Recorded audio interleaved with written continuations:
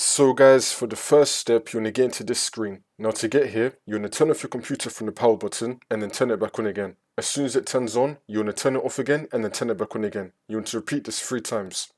So you want to turn off your computer from the power button and then turn it back on again. As soon as it turns on, you want to turn it off again and then turn it back on again.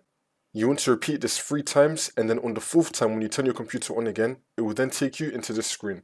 It's going to be saying that your PC did not start correctly. You want to click on Advanced Options, which will now take us to here.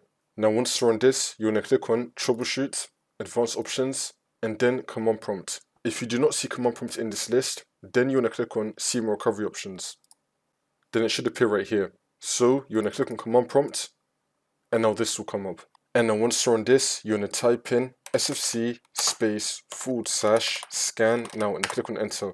Now you want to run the scan. Wait for this to load. I'm going to skip the video to when the scan will be fully completed. And then once that's been done, you now want to type in chkdsk C:/F//R